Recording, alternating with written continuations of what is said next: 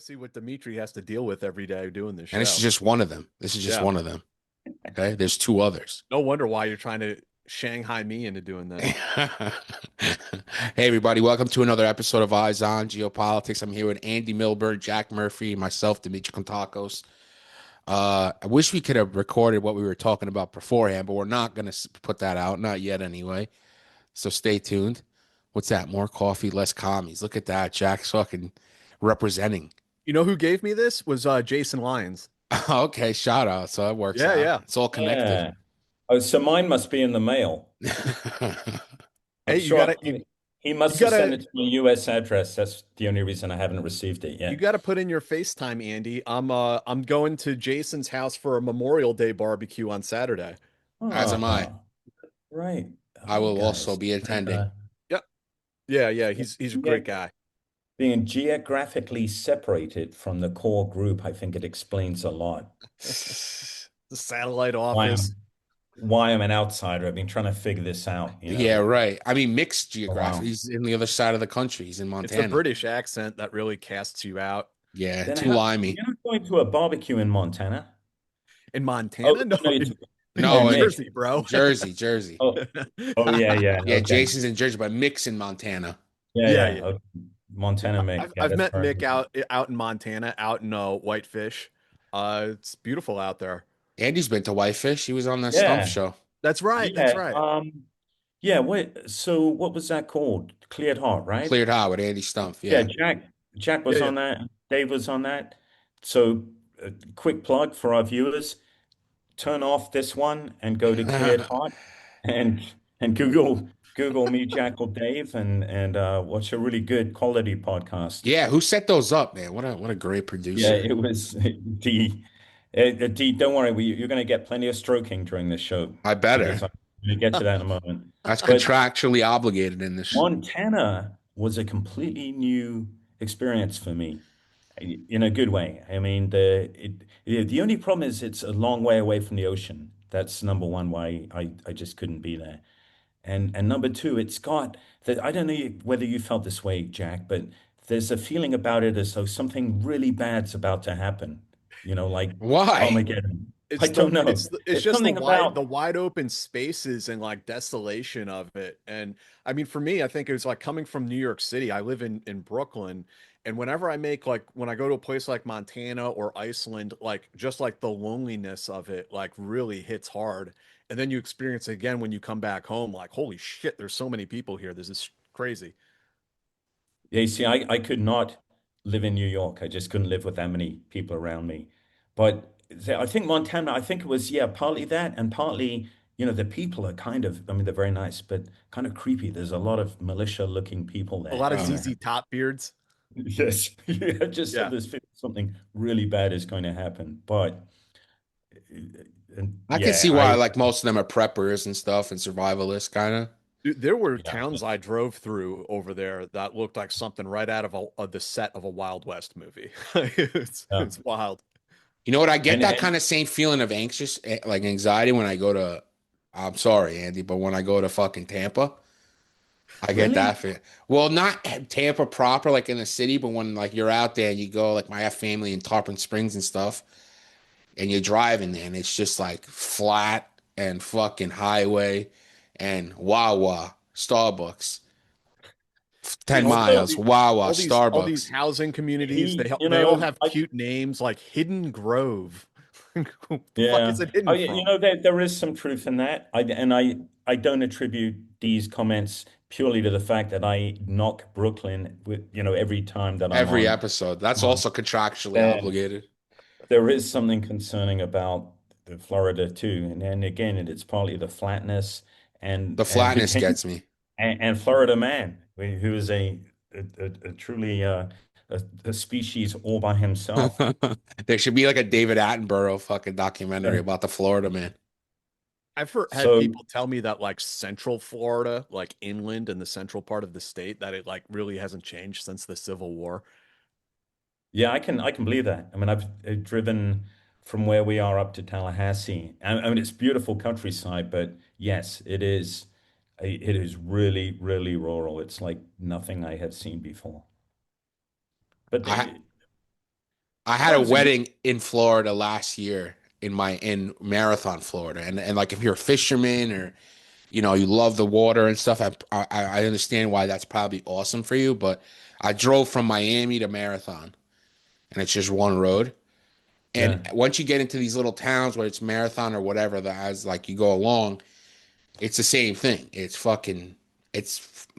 trailer parks, Wawa, Starbucks. Trailer park, Wawa, Starbucks. There aren't that many trailer parks in Florida. You're Well, making shit up. In It's Marathon there like, were.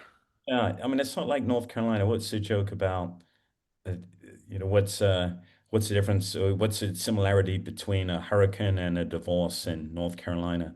Someone's going to lose a trailer home. I mean, it doesn't, I mean, it doesn't get it, but I, Florida feels like home right now. I mean, it really does. I mean, of course, I'm in Saudi Arabia, so Yeah. everyone I mean, So now feels. you're itching to get back to Yeah. Florida, I'm I've sure. met quite a No, quite a few it's been, yeah. people that are kind of like you, Andy, that you've kind of served in the military and probably towards the tail end of your career spent time down in Tampa at MacDill and so on, and like really just took to it and settled down in there.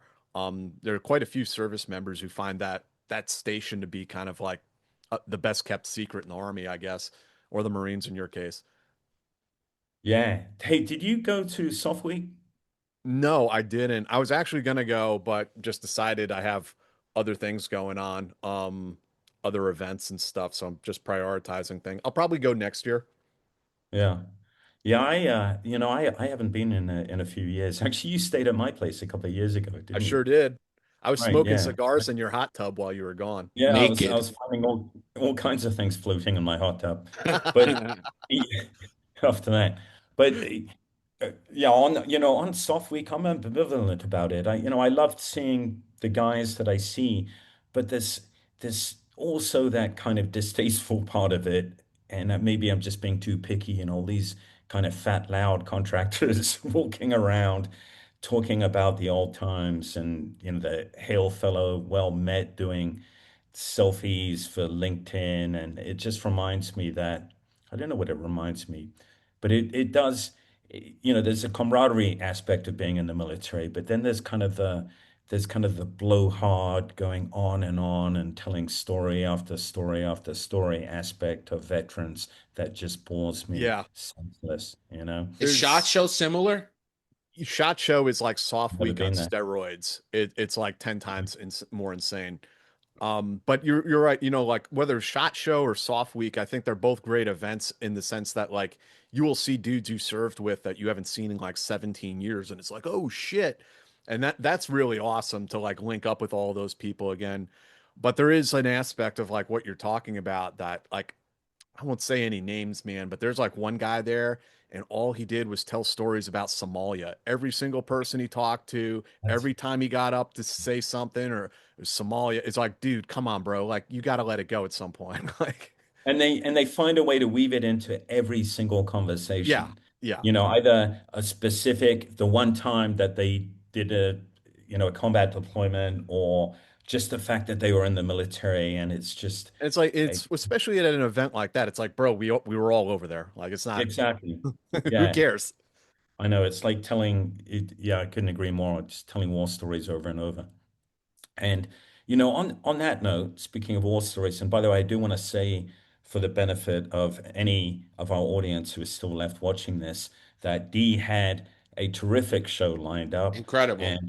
and we sabotaged it at the last minute Yeah. because we don't often get a chance to have the great Jack Murphy on the show. In fact, it's about once every 3 months. Seriously, Not true. Not true. He comes on. I, it's about once every 3 months, When you right, guys are Jack? together, it's about one in every three And months. and I can track it back. And there was one time that I missed in July of 2023, and I couldn't sleep for a week. And and it was, and I think because I was not on it and Jack was, we had like, record viewing figures. Actually, no, second highest record viewing figures. The highest viewing figures we ever had for Eyes On, and I think it's like almost 60,000, was when we had, do you remember that? We did the pager, Yeah, yeah, yeah. With we Mick call and it pager Mark. discussion with Mick and Mark P. and Mark P. Yeah. Hey guys, it's Jack. I just want to talk to you for a moment about how you can support the show if you've been watching it, enjoying it, but you'd like to get a little bit more involved and help us continue to do this. You can check out our Patreon. It is patreon.com/theteamhouse. And for $5 a month, you can get access to all of these episodes of The Team House ad-free. The same goes with our affiliated podcast, Eyes On, with Andy Milburn, Jason Lyons, Mick Mulroy. That one, you will also get all of those episodes ad-free. And you support the channel and the show, and we really appreciate it. The Patreon members are literally what has helped this company, this small business survive, especially during our early years. And you are what continues to help this thing going, even as we navigate the turbulent world of YouTube advertising. So we really appreciate all of you guys. There's going to be a link down in the description to that Patreon page, and there is also going to be a link to our new merch shop.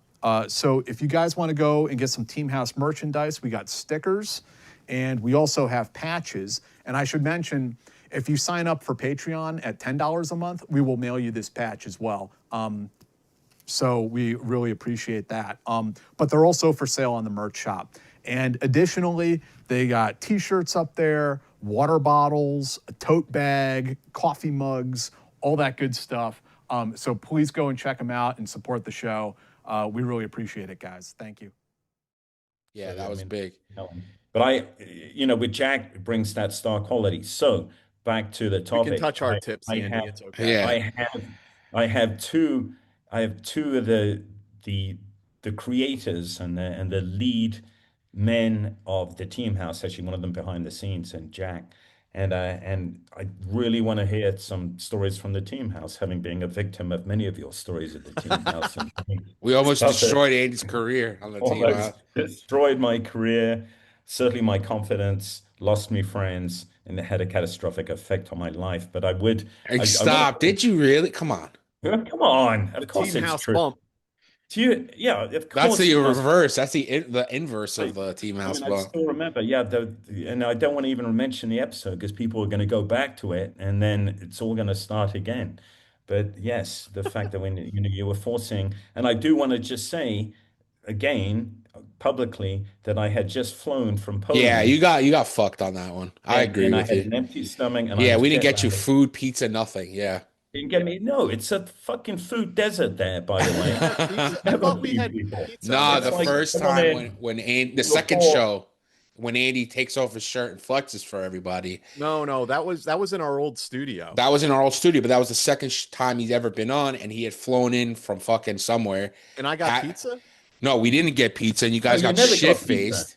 Yeah, But it was like the subsequent times at the new studio, we've made sure there's pizza there. we did, yeah, Yeah, at I think least that was a good once. idea because you poured whiskey down my throat. And but actually, and I would never go back and look at that one episode. And I want to get off the topic of me on the Team House.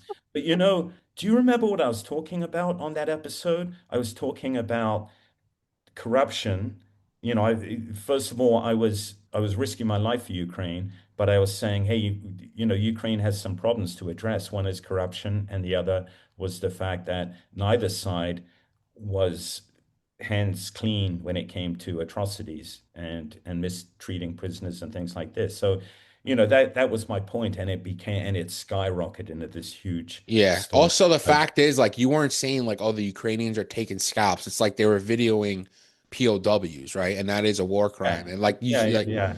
And it just became I've thought about it a little bit, and I think that a lot of that reaction comes from a lot of the war hysteria that was present at the time. yeah. I think that after October 7th, there's also a lot of war hysteria.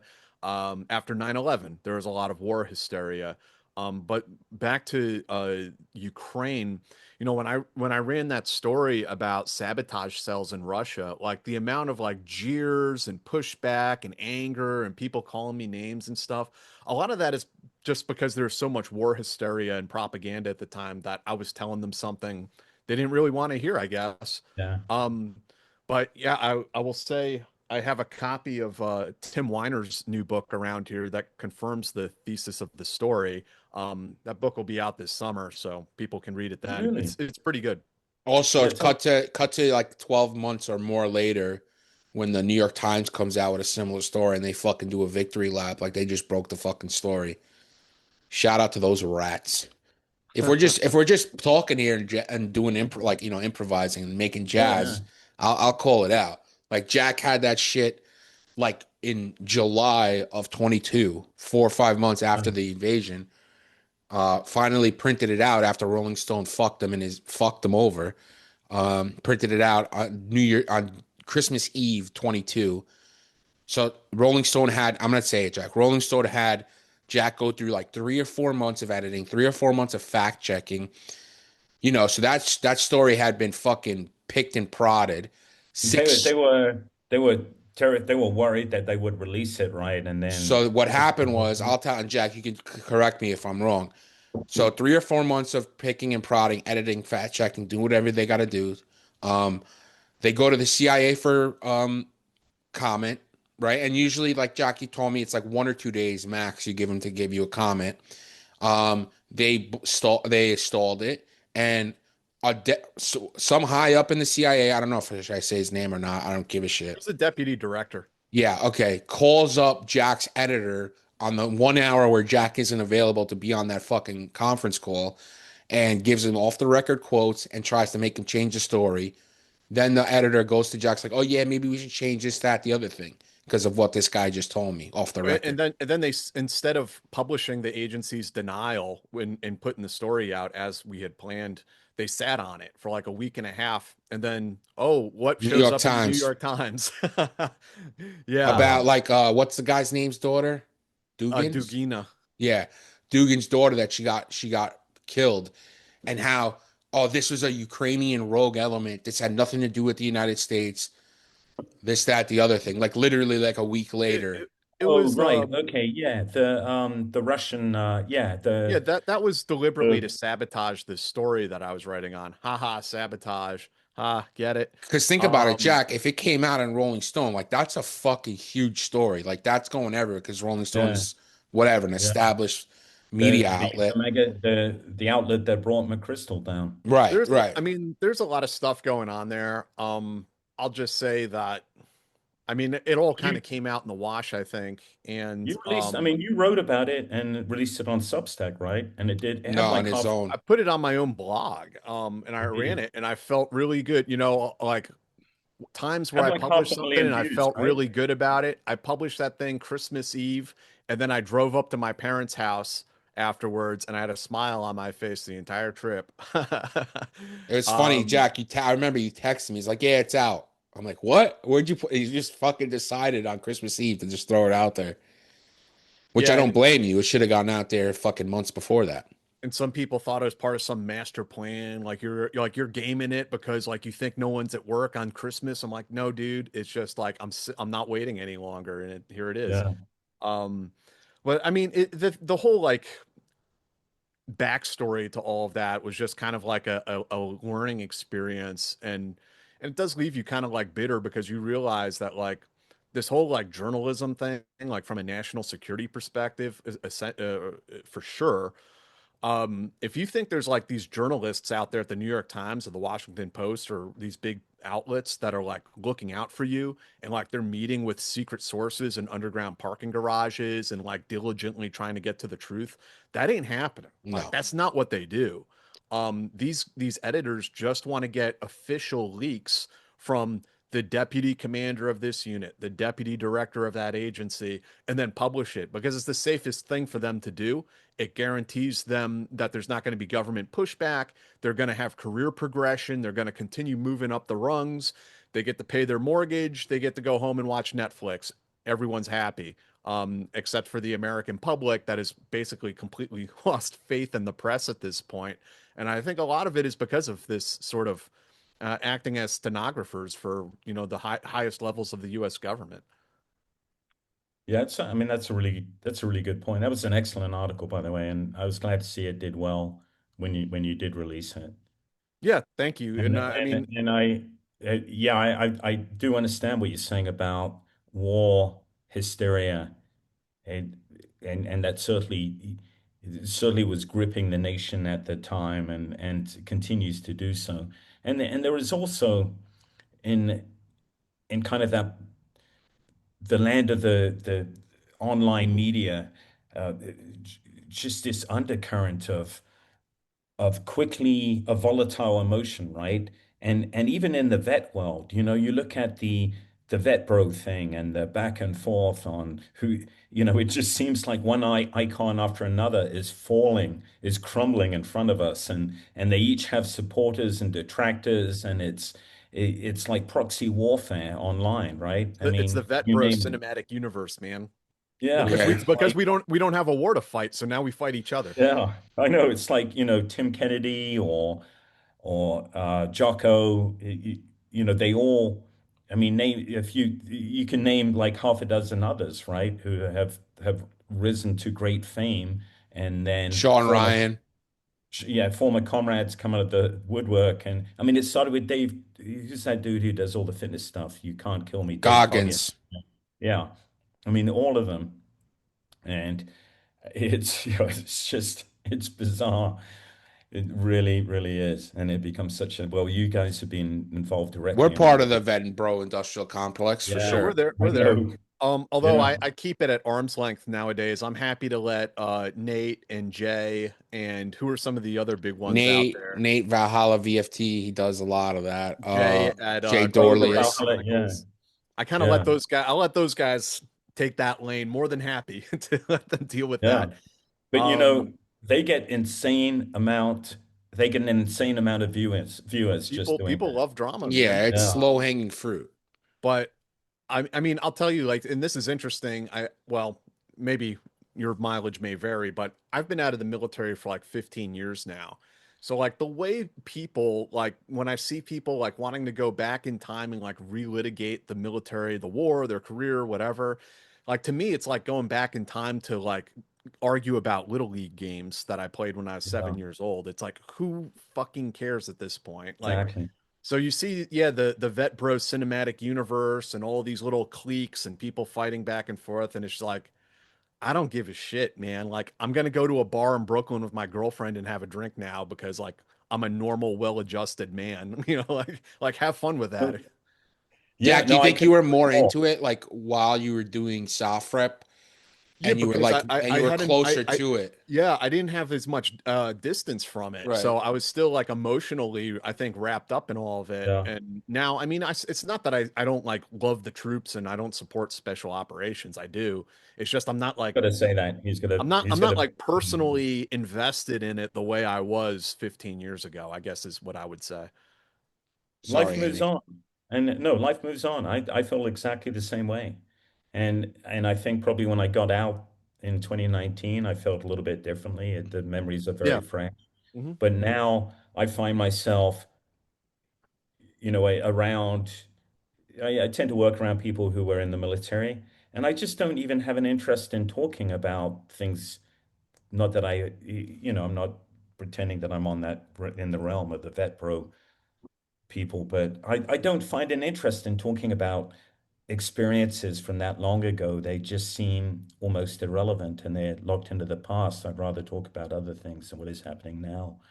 And on that note, and before Jack slips out of our lives for another, or my life for another 90 few days. months, I've got you guys here, and I do want to talk about the Team House. We started on that. Because I think it's an awesome show, and that's not me just plugging it. I can pick up and watch any of your interviews, regardless of who you're interviewing, and you've interviewed some very bizarre people, just because of the kind of the style and the fact that the way you guys interview them. But I've got to ask you, so best and worst experiences on the Team House. So I mean, wait, let's start with the worst. What were some of the most painful experiences? The most weird or painful experiences are the ones that like nobody has ever seen because like something went awry. There are quite a few actually. But I mean, I'm not trying to be melodramatic. Like, there's the time like I took the train back to New York City to do this interview, and this guy canceled on us like as I was like walking into our Yeah. office. I'm like, It was like an hour out, not an hour and a half out. You get Yeah. stuff like that. I mean, just this week we had a fairly well-known former CIA officer. I had her scheduled for months, really. Yeah, I must have been 6 weeks, or it was a Yeah, long time. yeah. And I hit her up yesterday because we were supposed to interview her today. And I was like, hey, just to remind you, we have this interview at this time, blah, blah, blah. And she was like, oh, sorry, I scheduled the wrong date, and now I have another commitment for that time. I can't do the podcast now. I'm really sorry. Let's work out another time. And I was like, okay, hey, shoot me some dates and we'll pick one. And she never got back to me. It's just like you get these people sometimes who like they want to use you. Yeah, yeah, Like that's it. There's no relationship there. They don't give a shit about you at all. They don't really care about the content of the show. It's yeah. like they Yeah. want to promote themselves, and if Mm. they think that you can't do that adequately for them, then they don't give a shit. Um, this is kind of a funny story. Again, another interview that never happened, but we're like we're closing in on, I think, like what, 400 something. How many episodes do we have, We're D? at 400. 348. Yeah, 348's coming out. 348. Wow. So as you can imagine, I've spoken to like a lot of different people, a lot of different types of people, different personalities, and most of them I really like. There's one guy I was I was introduced to and told I should schedule, a pretty well-known national security journalist. Sounds like a great dude, great, guest. Guy has a lot of experience in the Middle East. So we're emailing back and forth. He keeps losing the address to the office. He Oh keeps yeah, this losing my guy. phone number. I'm going back and forth with him. Like it's like I'm talking to like emailing Mr. Magoo here. Um, Finally he wants to talk to me on the phone. And so the first time we get on the phone, he's asking me about like how to get to the office. And I'm pretty sure this guy is from the Upper West Side. He's asking me how to get to the office. And he starts asking me like, is it dangerous there, Jack? I'm like, dangerous?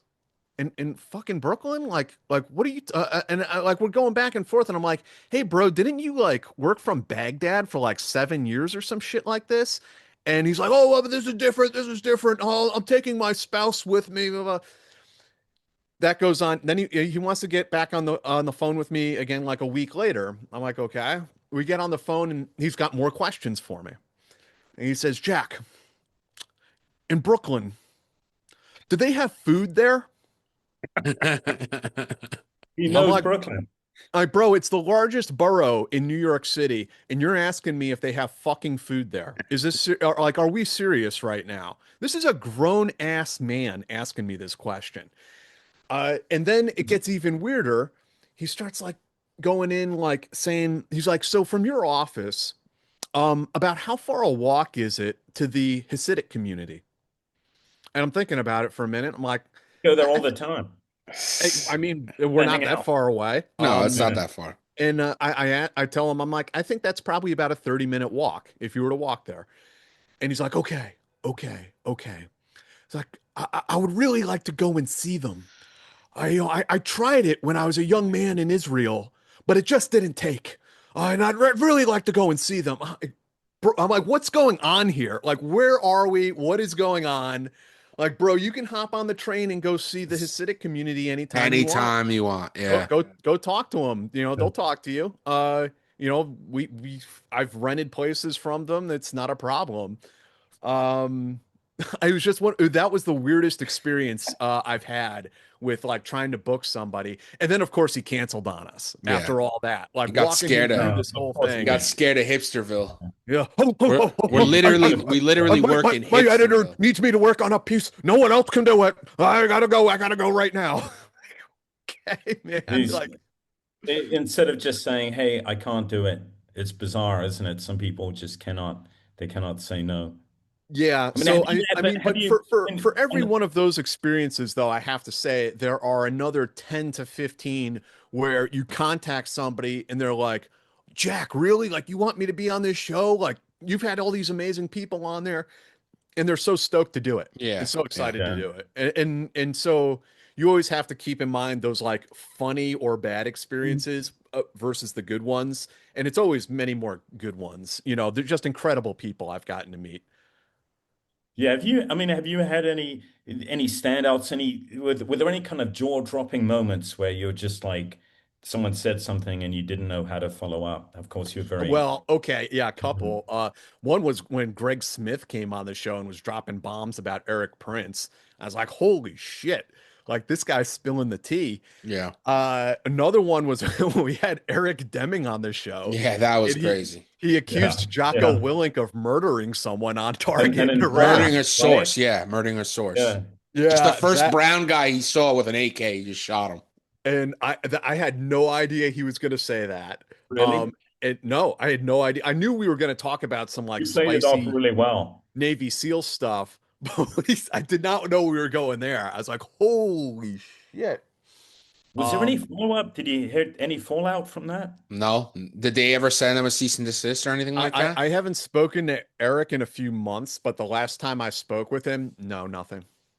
Yeah, because that had a mention on Eric Denning. What he said there on the show had a mention on what was the one that you just mentioned, the Valhalla. Yeah.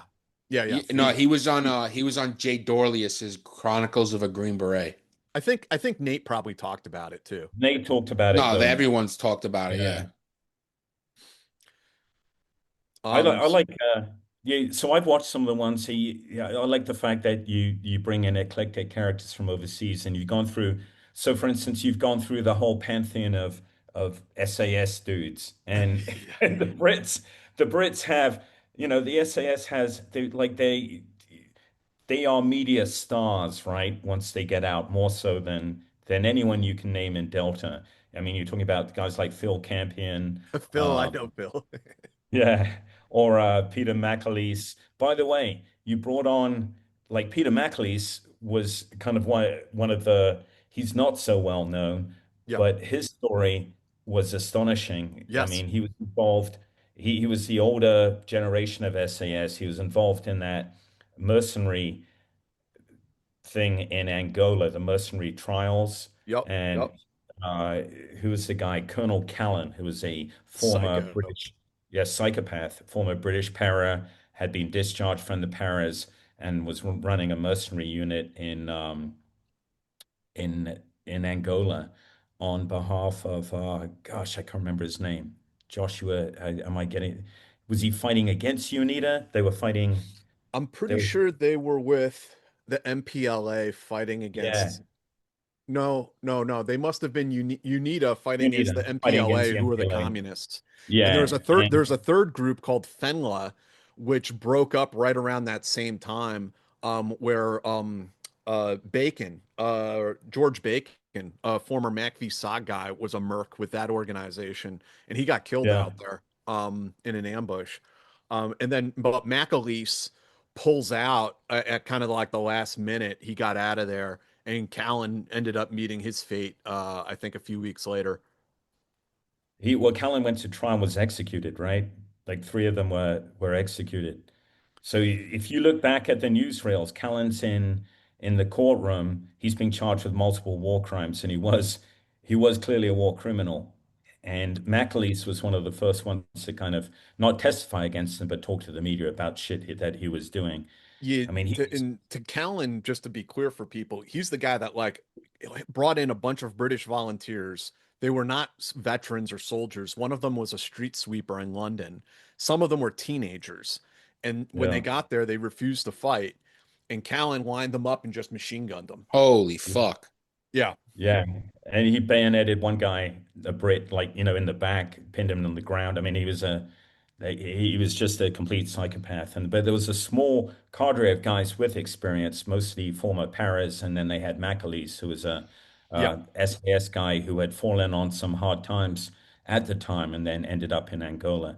So I was amazed to see him on your show. Do you remember how you even heard of him? Yeah, I do. Well, I read his book and I reached No, I'm trying No to Mean Soldier was yeah. was his book, right? Yeah, And I'm trying to think about how I got in touch with him. It might have been through another Rhodesian military veteran. And I got Peter on, and yeah, that was an incredible interview. And you know, Peter has passed away. I didn't know So that. yeah, Must have been quite we're recent. really glad to have that interview on our channel for posterity and for history's sake. He also had a crazy story about gearing up and spinning up to go after Pablo Escobar. Yeah, in Colombia. Yeah, which is wild. Yeah, the guy, you know, the book, which I recommend to anyone, is called No Mean Soldier. It's really good. And it is very good. And there are, you know, as I said, he fell on hard times. He went through 2 years of where heavy drinking and his marriage was falling apart. And I think he went to jail actually, and again almost went to jail in the aftermath of I the think whole he may have been accident. kicked out of the SAS 2 or 3 times due to punch ups at the bar. Yeah. But you know, I think that was in an era where you could return, right? I mean, you hear stories like Phil Campion was another great another guest of yours. The guy is a natural raconteur. He Yes. can he can tell a dit, as the Brits say. It's just hilarious. And even if you've heard his stories before, they're still really funny. But the guy, you know, the guy was like in and out of the glass house, as the Brits call it, all his time in the conventional military. Now, in the US, there's no way you'd get a shot at Delta if you had a record like that, right? But I mean, you just wouldn't. And maybe it's that way now in the British Army, but it The just thing I seems like, noticed with the SAS guys, at least the NCOs, they more often than not have really blue collar backgrounds, like really yeah, like working class dudes that grew up rough. yeah. Yeah, I was watching an interview. Phil Campion interviewed a guy named Billy Billingham, who was former Sergeant Oh Major. yeah, yeah. And I don't know if you've had him on the team house, but he was Mhm. in he's in that British show essay. There's some Who Dares Wins or something where people go through all these strange We had his buddy Mick Hawk on the show, who they got captured when they were in like Big Serbia. Hawk. Yeah. Yeah, there's another one. So these Yeah. guys go from kind of podcast to podcast and they refine and polish. They're just very good at telling their stories, Oh, and they do have remarkable stories. well, I'll tell you a little bit of behind the scenes is like there are like PR people who handle like all the SAS guys. And I'm in touch with one of them, and honestly, the guy's been awesome. He's like most of the SAS guys you see on the team house are because that guy put me in touch with them and facilitated that, which I'm very grateful to. Um, we just had an Australian SAS guy on the show that Dimitri found. Um, Coming out that was Friday. yeah. Good. First one ever. We haven't had one. Yeah. So I Yeah, would. I mean, I like the fact too, though, that you interview guys who are not so well known, but still have remarkable stories. You know, I mean, guys like, I mean, Mark. Okay, so Mark's a big name now, right? Mark Polly, Yep. Malopoulos. But when you interviewed him, he wasn't anyway. He was going through all that stuff with Havana Syndrome after being Yep. in Moscow, and that story was not well known outside the agency. But I thought that, but he's just he's a great raconteur. He's a really, despite his Greek background, he's actually, you know, he's a super talented and very funny guy. Uh, Um, but but I, that's an I incredible story. I'll tease out a few here. We got a dev group guy scheduled. We got uh, a unit member scheduled. Yeah, don't say. Yeah, I yeah. don't know if I'm allowed to Don't. say the D word. We got a guy who's an expert in ubiquitous technical surveillance coming on. I got an MI6 guy scheduled. Which is First one ever. yeah, Yeah. we're gonna have to like blur out his face and all that stuff. And Have you seen him before? I mean, have you seen him online or in an episode of anything before? I believe he's written a few maybe he's writing spy novels and that's sort of why he's out in the public. Yeah. I'll have to look that up though. I actually don't know a lot about him or his career right now. Um, I got a couple retired special forces generals scheduled for this summer that I'm really excited about. One of them I know quite well, and one of them I don't know really at all except by reputation, and he's kind of a Good. legend. Who are these? Um, I'd rather not give away the names at this juncture. Shame on But you. yeah, it's one of those things. If you know, you know. I'll tell you later, Andy. Um, Tim Weiner, I mentioned, we have him coming on in July to talk about his new book. Um, for some time, it's probably going to be in August. Seth Harp talking about his book about all the shenanigans down at Fort Bragg. And then we got a couple. We got a 160th guy this summer. We got a FBI CIA counterintelligence dude this summer. Um, and we got I think yeah, early June. I got. Do you know this guy, Andy? No, I don't. Yeah, he's coming up in a couple weeks. He is a U.S. Marine with 2 decades of experience. He held positions at the Defense Intelligence Agency, National Security Agency, Marine Forces Special Operations Command, and the Marine Oh, Corps. hold it. It's Blade. Blade Hackett. Jonathan Hackett? Yeah, so you know this guy. Yeah. Yeah. I mean, he's very well known. Yeah, I contacted him and I got his book, obviously. I'm gonna give this a read before we do the show. So he's Yeah. coming up.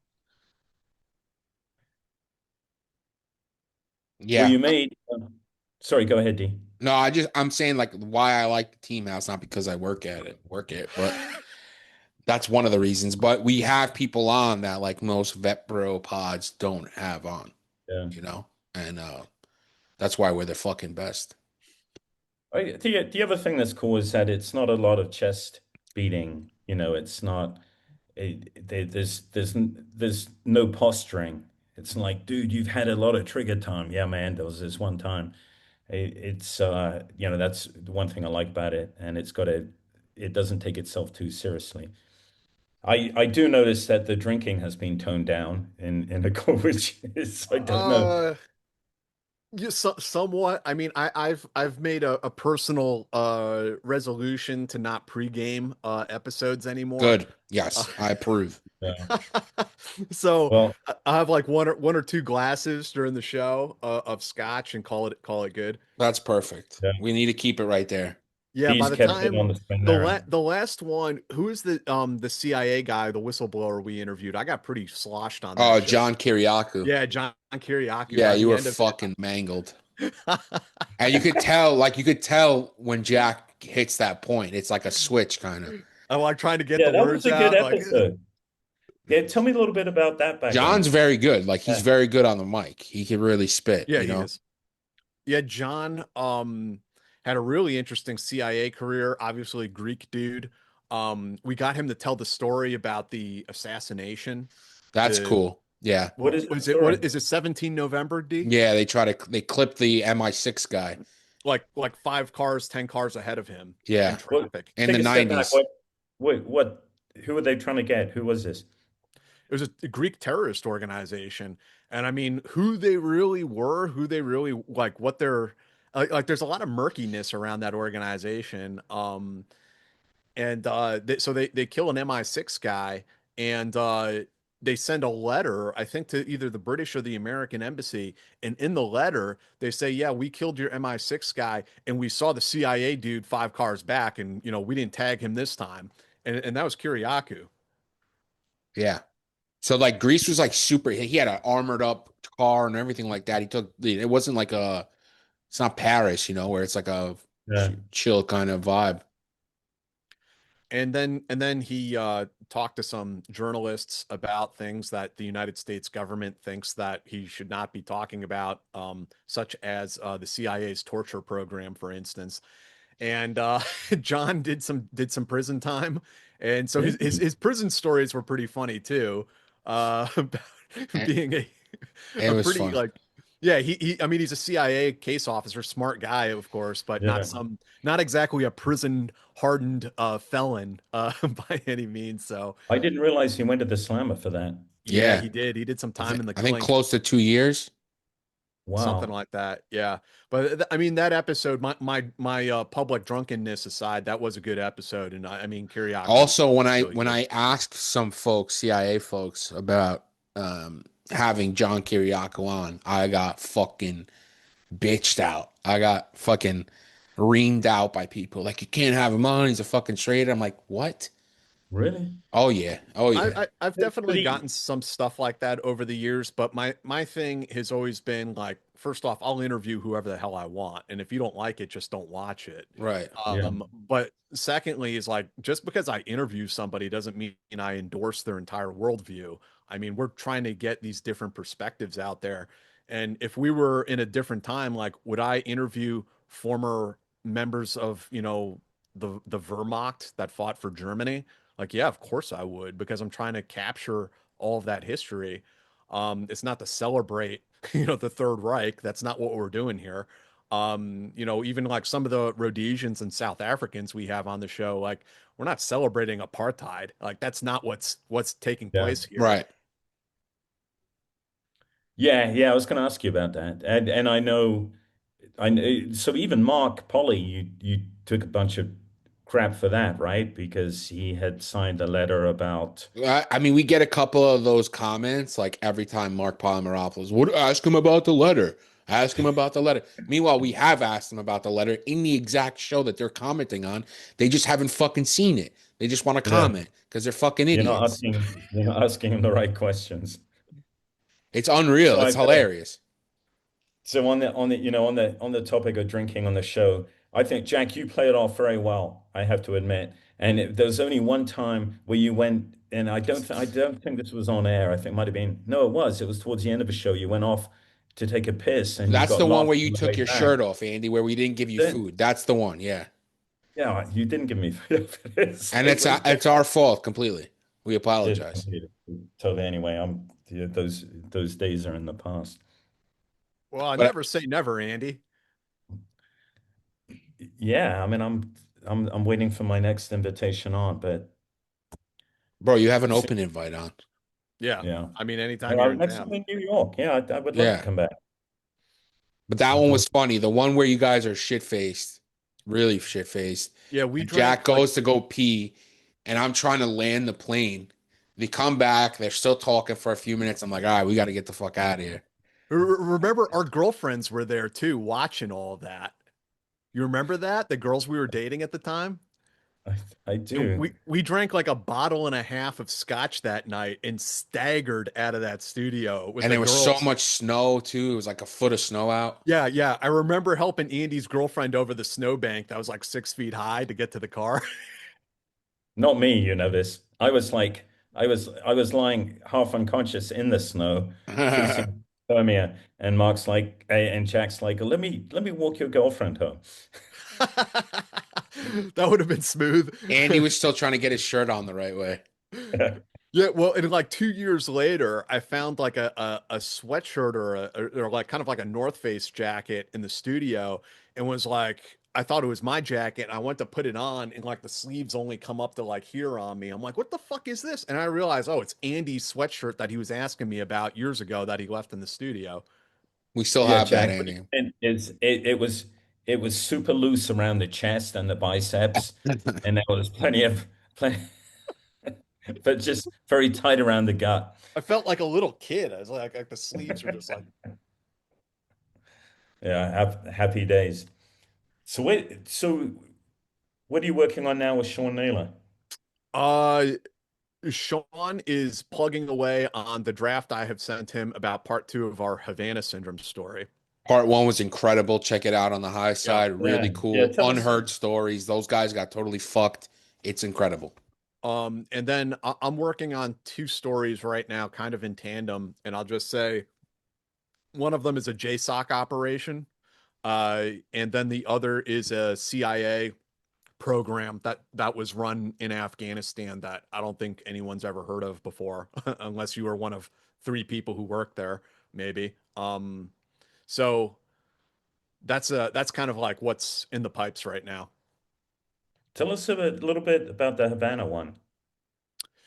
Well, the Havana part I mean, some of two. the hidden stories, some of the stories people haven't heard. I mean, So I there is mean, a video on Eyes On. We did an episode on Eyes On. You can check that out with Jack and Sean a few months back when the first part came out. Check that if you really want to get the whole sense of it. And if you really want to get in depth, high side, Substack. The link is in the description.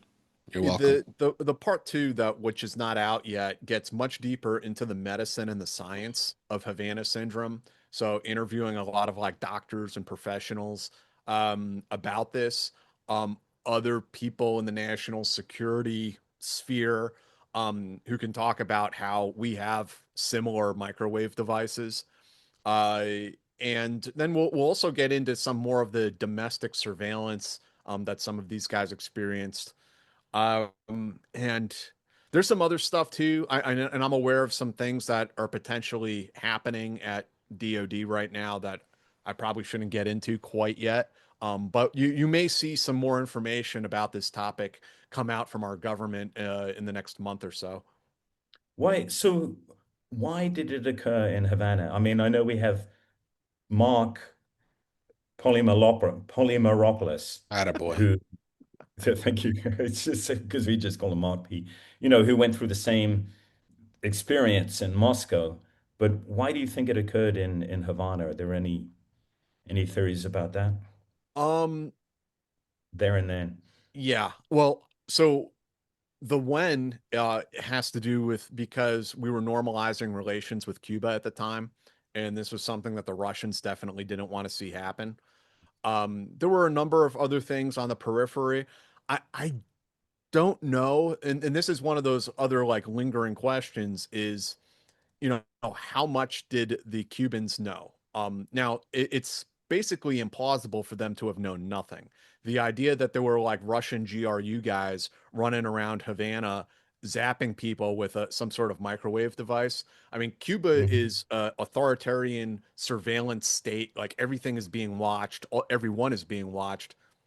So to have like teams doing some like kind of espionage out on the streets of Havana, much less zapping people without the Cuban government knowing that is kind of impossible to even fathom. But were the Cubans kind of like deceived to some extent, where they told, "Hey, we're going to go install some listening devices," and in reality, they put something that was more kinetic. That's a possibility that I couldn't discount. Why, I mean, why did these people have such a hard time being heard? We've heard Mark P's story Yeah, about, because the CIA didn't want to hear it. They still don't want to hear it to this day. yeah, Even as the DoD is like coming forward and like, yeah, this is real. This is the thing. CIA is really they're really the last ones at the party who are holding that party line. They're kind of the last agency that's still trying to say, well, I don't think this is real. Maybe you got TBI from something else, whatever. Um, and a lot of that has to do with, it became a personnel issue for them, that there were already people who were declining to go overseas. They're like, oh, our friends just came back from Havana, or they just came back from Austria or wherever, and this guy is like in a wheelchair now. Like, there's no way like we're going over there with our family and like yeah. working like a normal embassy kind of tour. So it was already causing personnel issues. And, as you had people getting zapped in Havana, Austria, um, Central Asia, Vietnam, all these different places, Yeah, I didn't India, realize it was so widespread. yeah, all over the world. China was another one that, as that happens, I mean, this really did have the potential to shut down American global human intelligence operations, in my opinion. um, because if CIA people just were not either were refusing to deploy or would not go overseas anymore, or the agency itself was declining to send them, I mean, it would shut down our human networks globally at some point if it got bad enough. And I think the Russians found a way to do that in a non-lethal manner. You're going to scramble somebody's brain, but they're not going to be able to even prove what was done to them. Yeah, It's not like an assassination where there's a body, and that's probably going to piss some people off. So I think they found a way to use technology for a sort of workaround. Um, and there's this whole tit for tat that was going on between the normalization of relations with Cuba, Russia striking back against that, the 2016 election and the Russians interfering in that.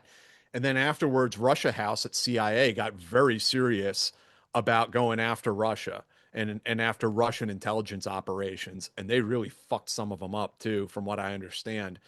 Um, and so the Havana stuff keeps coming.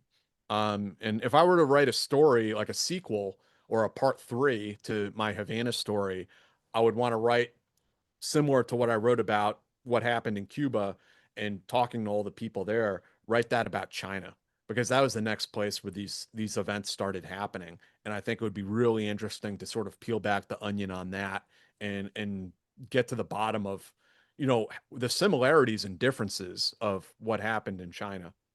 Do you think it was Chinese, though, doing it in China? Because the Russian model, I won't say it was brilliant, but it was pretty inspired. I mean, when you think about what it had achieved, it caused divisions within the agency Yep. itself. It caused Yep. a an institutional lack of confidence, and I mean, the repercussions were widespread, and at a time when all those other things were going on. I think the whole thing should be seen primarily as a psychological operation rather than a kinetic operation or whatever you want to call it, microwaves. Um, because I think the psychological component was the main effort, not actually, toasting people, which happened. I'm not denying or doubting that at all. It definitely happened. But I think the follow-on psychological aspects of it was the real main point. And I mean, the Russians they've developed this concept called reflexive control theory, which is pretty interesting. And talk. This isn't in the article I wrote. I wrote something about this years ago. But basically, the way they look at it, it's sort of a form of game theory. And so the way they look at it is like they will study the institution and its decision making process. So like in the military, we use what is it, MDMP, like the military decision Mhm. making process. If you look at that process and then from a psychological operations standpoint, look at how can we insert information into that process? How can we get inside that decision making loop right there and insert our own information into it?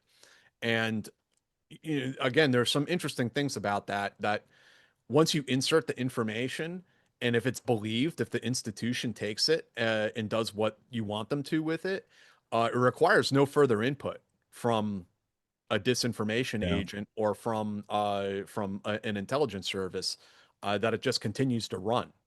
And I think that you've seen them insert some of these pieces of information into, in this case, let's say our intelligence community, our intelligence culture, and it is continues to this day to have benefits, greatly outsized benefits for the Russians.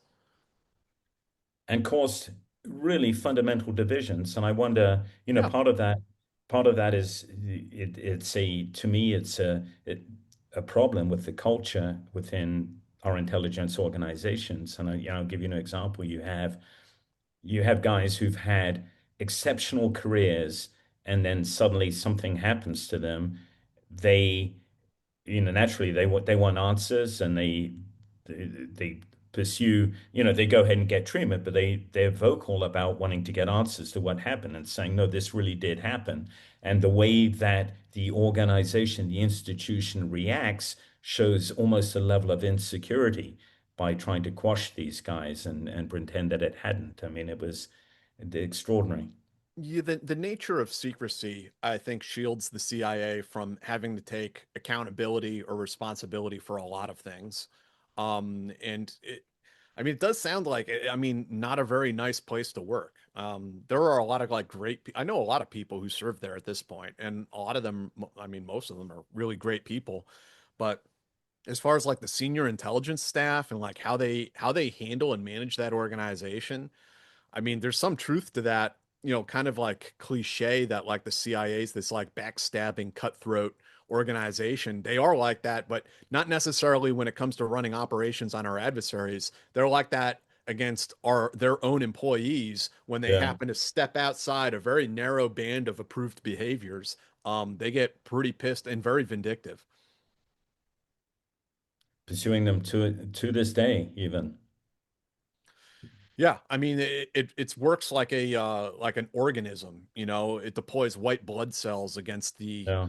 the problem. You know, instead of actually fixing the problem, it's like, you know, how do we shut this person up? And you I mean, there's a lot of stuff I probably shouldn't get into off the cuff like this, but Do yeah. it. Well, I mean, there's stuff like okay, so for instance, like the CIA never had a Me Too movement, a Me Too moment. Really, we had this like all throughout America, from Hollywood to the army, right? There's all this Me Too thing kind of happened. It never really happened for the CIA. Because classification is something they're able to hide behind. When you have an organization where everyone has to maintain a TS, a clearance, the second someone starts speaking out, you can threaten to take that. And as you know, Andy, I mean, for someone in the intelligence community, that's your livelihood. Yeah. You, no, it's not that you just can't work at CIA; it's that you can't work in this profession Yeah, it's a anymore. Full license to do stop. business. Yeah, it's Right? literally Yeah, your license of your business. union card, you're Yeah. done. So there's a lot of toxic shit that happens at the CIA, from dudes just you know sleeping with other their employees' wives. I've even heard some weird stories about like cuckolding type stuff, where it's like, let me fuck your wife and I'll elevate you and your wife in the organization. I've heard stuff about like a lot of like date rape stuff, unfortunately. There's some really nasty shit out there. And unfortunately, it doesn't seem like the organization does really fuck all to clean it up until the dam bursts, right? Yeah. Like that guy, there's the dude who was date raping the local girls in Algeria. Uh, and I mean, it wasn't until these girls came into the embassy and were like, yeah, this guy who works here raped us the other night, drugged us and raped us. And then they finally have to do something about it. This was an Um, agency guy, yeah, this was a CIA officer, like case fair, officer. like relatively senior. I can't remember his name off the top of my head. Rolling Stone did an article about him, which was pretty funny, amusing in the sense. I don't think they would write an article like this today, but they basically let this dude say that like the CIA persecuted him because he's black, rather than being persecuted because he's a rapist. Yeah.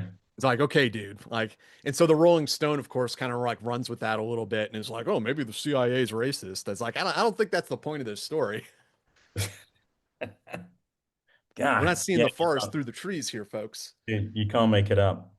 Hey, Yeah. I know we're winding down, D, but I just, on that topic, one thing it's totally, actually, it's not on that topic, except that we were talking about sex, which is not unusual on the show. Andrew But Warren was his name. Is his Yeah. name. Yeah. That's him. yeah, wait, so what era are we talking about? 2009. Okay, so it was a while ago. And he was a case officer? Yeah. Yeah. Station That's chief in bizarre. Algeria. Station chief. I mean, it's just amazing. So he didn't suddenly start doing this shit, right? Yeah. No way. No, it's not like he made station chief and thought, hey, you know what? I'm going to go out and drug and rape girls. I mean, someone like that has had a track record, Right. undoubtedly going all the way back to college, and That's he's the gone through frightening all of thing, that. right? Yeah, he's gone through all those investigations. And well, he went through the farm, he went through, all those years in the agency, and who knows what he did in other countries overseas until finally he gets caught. It's like, and this is where I was heading on this too. So in the military, what never ceases to amaze me are the number of flag officers, generals, and admirals who get in trouble. It's kind of the sun god syndrome, right? And they get in trouble invariably because of sex-related stuff. It's time and time again, and we can name half a dozen names of really big figures who've done just outrageous things and just think that they can get away with it. But then on the other hand, that wasn't something that just came to the fore when they made flag officer, right? I mean, look at this dude. Okay, so this is not sex related, but look at this. So the four-star admiral, Admiral Burke, who was the vice chief of naval operations, just indicted, just found guilty of corruption, right? Which is not unusual in the Navy, and we know that from Fat Leonard. But his downfall was the fact that he had a girlfriend who spilled the beans. He pissed her off. But I mean, he was doing absolutely outrageous stuff, so and getting away with it. And it's not as though he suddenly woke up as a four-star admiral and didn't have Yeah. integrity. Been doing that all his, that sort of thing all his career. It's quite an interesting story if you read, if you read the background. I mean, not only was he doing nefarious stuff, but he was basically bringing in this company to teach leadership in the Navy, and the company was going to give him a job when he got out. That was the agreement, and he was having an affair, and he was bringing that girl to all of these meetings. I mean, it was, you just can't. I guess where I'm heading on this is there is something, whatever means that the military and I get your point on the agency, it's even more of a closed field, but whatever means we do of assessing and people, and it's highly fallible. And in the military, we have this problem of I think we become too obsequious to people with rank. And certainly when you make general, I mean, you've seen it. You've seen in the military how sycophantic people Yeah. are to flag officers. It's sickening. And then when people make four-star, they are treated like viceroys. They travel with this entourage. They, they'll reserve like a whole level on the Marriott, and people are lining up outside the door to brief them. It's just the way they are treated, referred to in the third person, and we kind My of build. general. I've heard that. Yeah. My Oh my general. God. We build this culture. I'm not saying it's related to what's happening in the agency. It's a different sort of endemic problem with the culture. But yeah, I don't know what it is. Why do they do that? Just to get ahead? Like, hey, this guy will fucking promote me and shit, or what? No, I I think mean, I there's think that's there's all. definitely that, but I mean there is also like this sort of like genuine like admiration, if not love, that exists in many cases. And as Andy's pointing out, like kind of elevate these people a little bit too much and place too much faith in them. And at a bare minimum, I mean, we should recognize that, they're only human, right? Yeah. Yeah, and it's not, you don't see that in other Western militaries. You don't see that same level of obsequiousness and sycophancy. And it's damaging. It leads people to bad behavior. So, as we end the discussion on bad behavior, which I think is a good note. D, is there anything else you want to say? Wrap up. I don't want to take up too much of, That's all speaking of right. He's fine. sycophancy, the great Jack Murphy's time. He's fine. Hey, we were supposed to have a podcast at some point today, like at 3 p.m. today, and we don't have it, so he's free. Uh, Jack, going back to China and like the people that got hit with the Havana Syndrome, do you think that's China doing it, like in conjunction with Russia, or is it Russia doing it I in don't know. China? Yeah. Yeah, I honestly don't know. That's why I'd have to go like almost start all over again, because a totally new set of people I would have to go talk to. But I think it might be worthwhile to do that at some point. Yeah. All right. I got nothing else. Andy, you have anything? I don't. It's Jack been uh, it's been fun bullshitting with you guys as usual. Yeah, good to Jackalope, hear you from got you. anything? Tell me. No, no, man. You know the deal. Check us out on the Team House. I hope you guys have all been enjoying Eyes On, and maybe we can do a follow up after the barbecue this Memorial Day. Oh yeah, we could totally do that. That'd be awesome.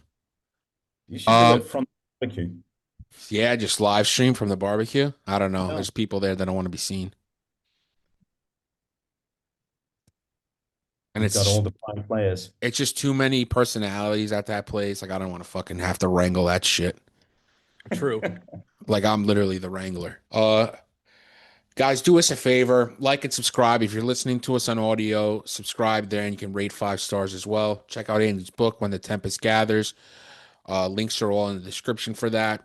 Jack Murphy, of course, Substack, the high side. Link is in the description there too. All his links will be there as well. And the best thing you could possibly do, besides Jack's high side, besides Andy's book, is join the Patreon. Patreon.com/the Team House. You get both the Team House and Eyes On completely ad free and early. You get it a couple days early for sure, both video and audio. If you hit the $10 level and you want it, you can get a free patch from us. I'll send it myself. and you help support the show, which is the most important thing. You get us to keep going with like incredible experts like Andy, Jack, Mick, Jason, and all the guests we get. So that's patreon.com/the team house. It's very important. I'm not just saying that to say that. I feel like I had something else to say, but I can't remember. So that's it. Cool. Well, as always, great chatting with you guys. Thank And we'll see you next week. Enjoy your barbecue. Happy Memorial Day. Yeah, happy All right. Memorial Day, everybody. We'll probably have another episode of Eyes On coming out Sunday night with the full crew, probably. I hope Andy, Mick's a weekend guy. He's a weekend warrior because he's got like a real job trying to save the world with humanitarian aid, which shout out to that. His links are also in the description as well. I'm telling you guys, I totally forgot something and I'm trying to remember. That's why I'm stalling here.